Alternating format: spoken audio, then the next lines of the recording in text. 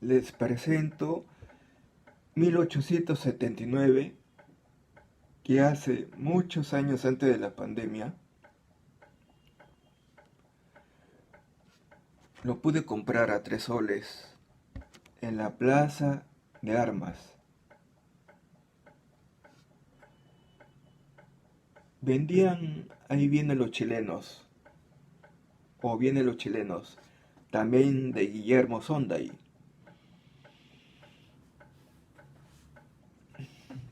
Algún día lo compraré.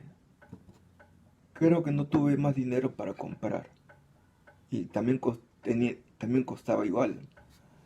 Ahora bien, deben saber que hay pseudo intelectuales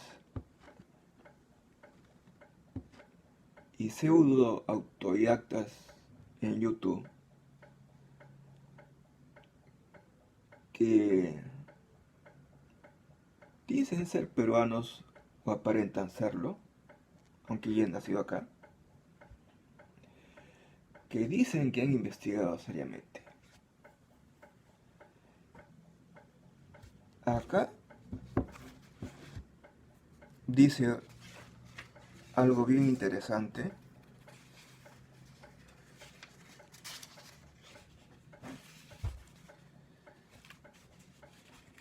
Fíjese, la investigación histórica en la que se basa esta obra seguramente habría fracasado de no ser por la ayuda y la incesante orientación prestadas por el doctor Félix de Negri, Luna y el reverendo padre Armando Nieto Vélez,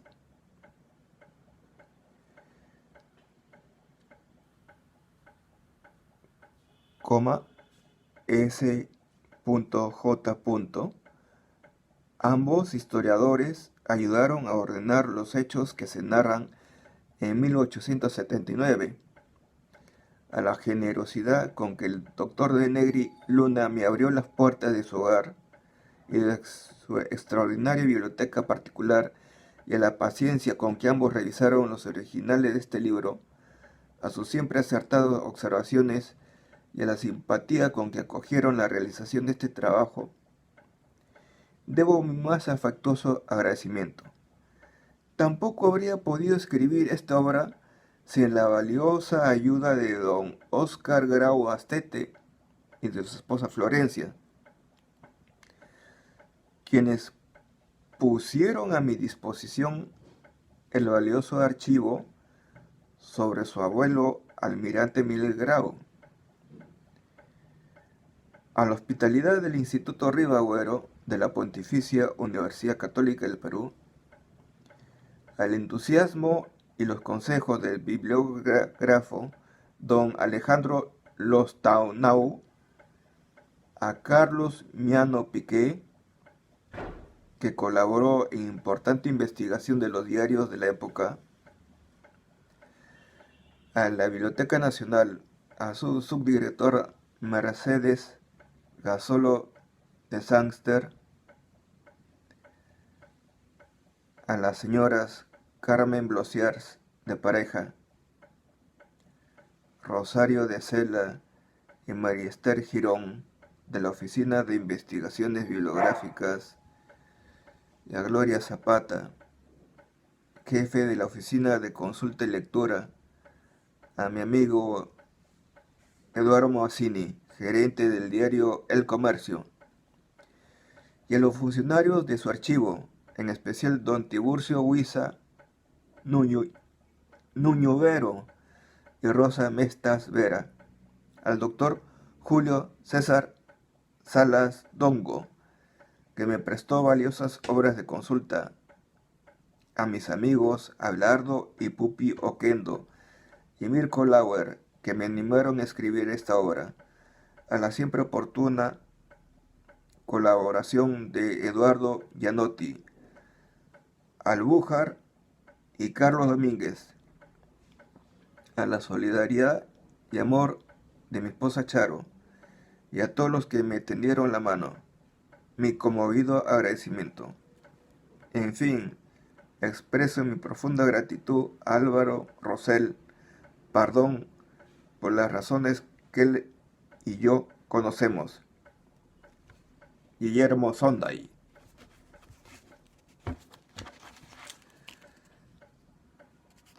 Véanlo bien.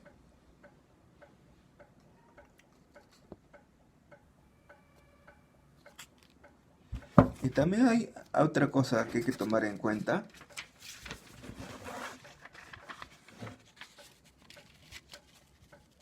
A mi hijo Augusto.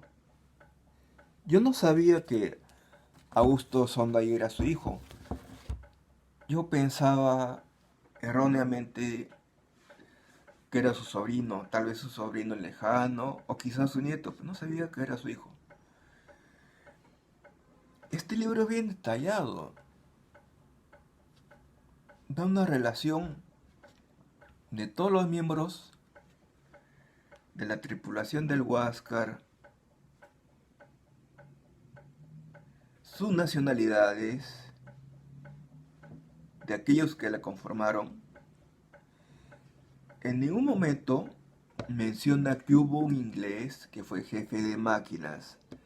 Menciona a un estadounidense que era maquinista del monitor Huáscar y se llamaba McMahon.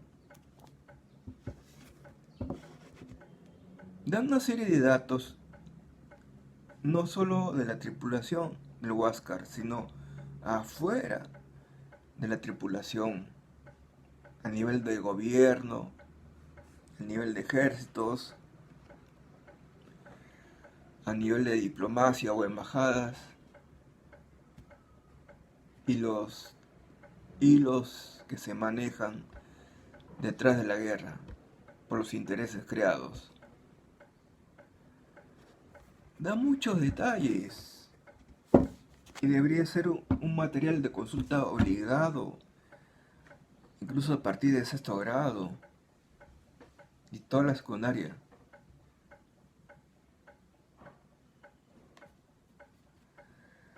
Aquí sí se muestra verdaderamente la influencia británica en la guerra del Pacífico a favor de Chile. Cómo ellos participaron en una forma velada, en una forma oculta.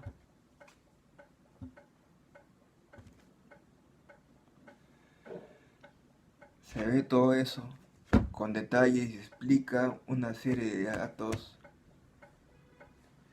muy aparte de la guerra del Pacífico. Por ejemplo, una vez al año Costa Rica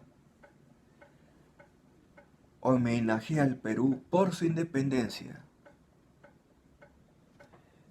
El Perú logró impedir que Costa Rica y toda América Central sean anexadas a Estados Unidos. Primero, el sistema financiero de Londres influye en la Casa Blanca por medio del sistema financiero de Nueva York, que es su extensión, para que envíen al aventurero William Walker con una armada naval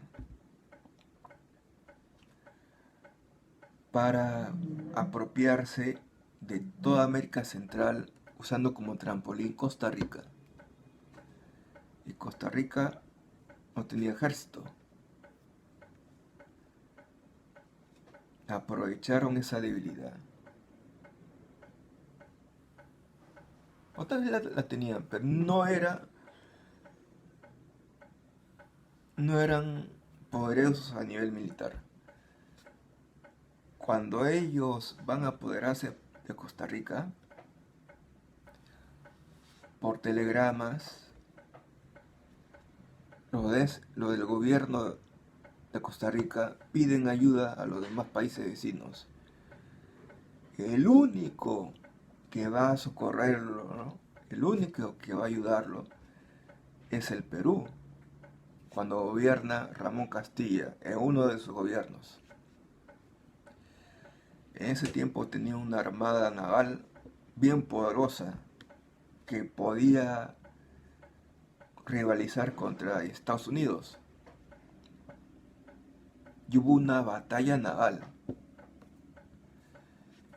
El Perú la ganó. No pudieron desembarcar en Costa Rica, se tuvieron que ir. Así se impidió que Costa Rica sea parte de Estados Unidos a la fuerza y que se apoderen después de toda América Central. En ese tiempo la diferencia entre Estados Unidos y Perú no era grande. Incluso Argentina podía enfrentarse a Estados Unidos en el mar, por ejemplo, ¿no? No eran los únicos países, y como les repito, la diferencia no era mucho en esos tiempos. Y acá lo menciona.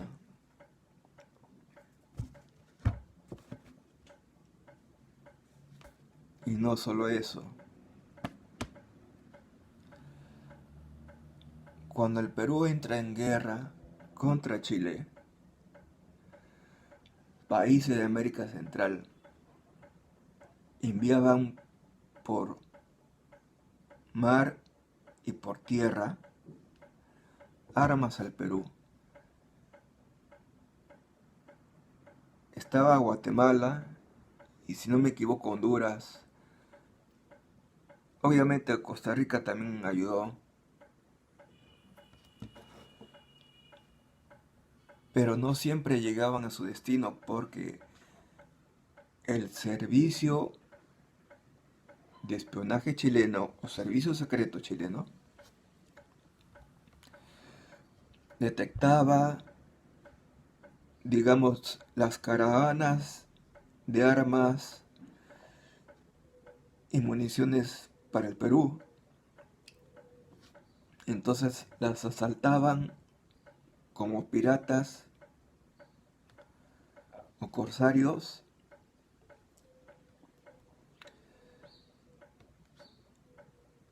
y destruían las armas o las robaban. Ellos hacían esos asaltos. Ahora, ¿por qué esa eficiencia? Porque aunque ellos digan que no, tuvieron el apoyo de la inteligencia británica. El servicio de espionaje chileno llegó hasta Turquía. Lograron impedir que un representante del Perú compre una nave de guerra a Turquía. Lograron impedir eso, ofreciendo más dinero. El asunto es cómo un país como Chile en ese tiempo pudo tener una extensión, un tentáculo tan grande hasta Turquía y países tan, tan distantes como él. Con los fondos públicos lograron eso.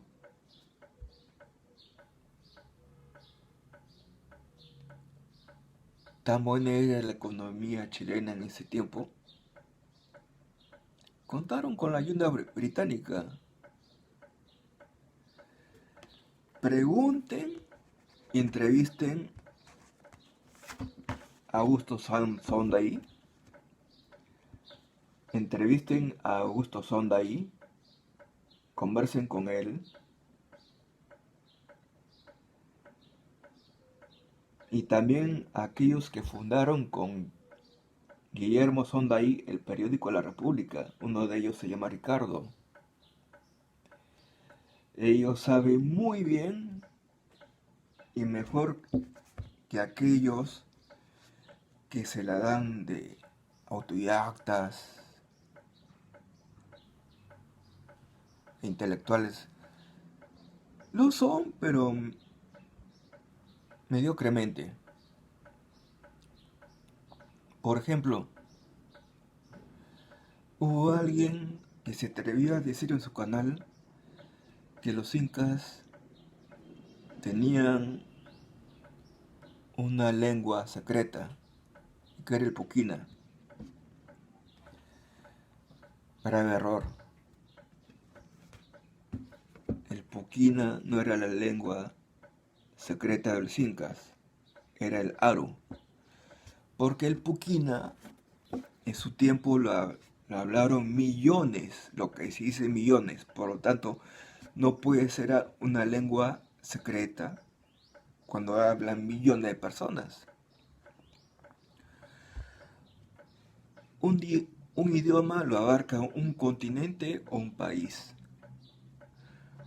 Una lengua abarca una región, un departamento.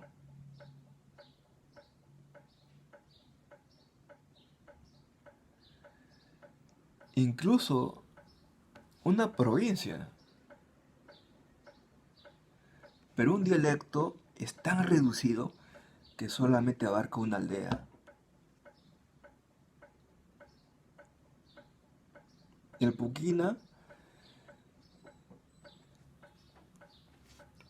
tuvo su libro de gramática por los españoles, pero desgraciadamente por una serie de factores, de hechos adversos, quedó inacabado.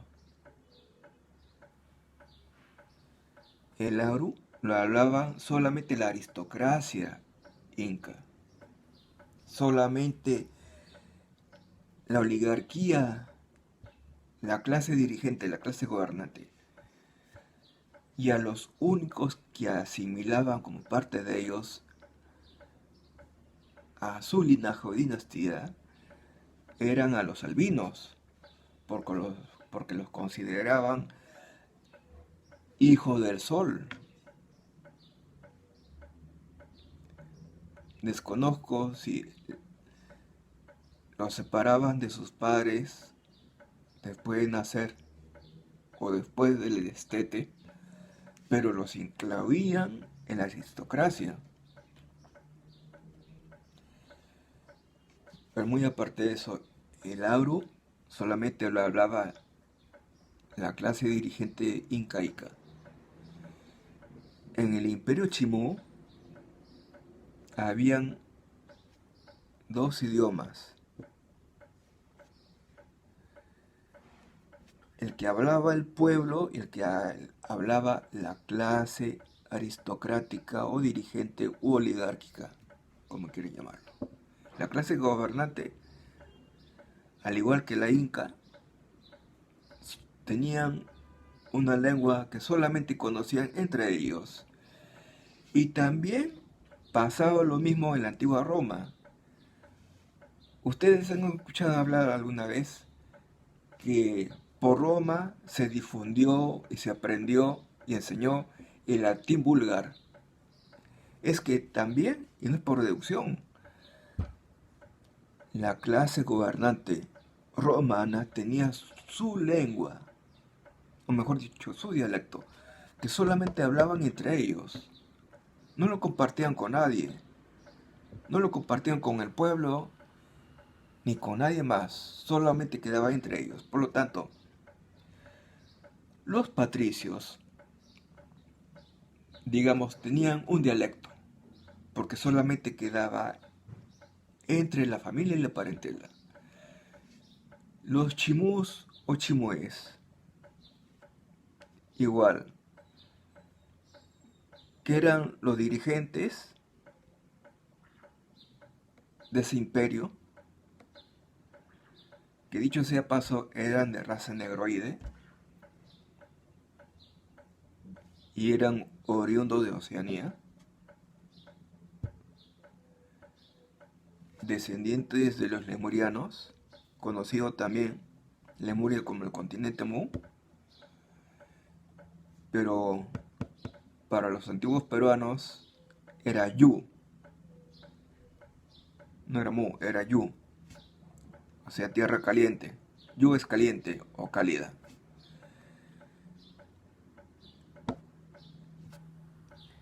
Y por último, los incas también tenían su dialecto. Era el Aru. Ya ha demorado demasiado tiempo en descubrir que ellos hablaban eso, el Aru. El Puquina lo podían dominar, pero para comunicarse con todos los hablantes del Puquina, a quienes ellos tenían que gobernar, tenían que dominar también el quechua y el aymara. Ahora ya lo saben. Lean a Guillermo Sonday, ha hecho varias novelas. Entrevisten a su hijo Augusto Sonday, pregúntenle a él y pídale qué personas conoce que saben verdaderamente lo que es historia.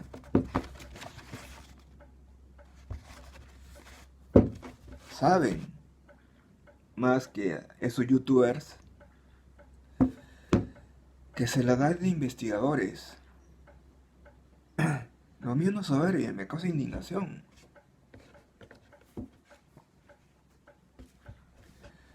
Y como yo razón, si yo alguna vez trabajé y después colaboré para la revista de inteligencia de ejecutivos, un service.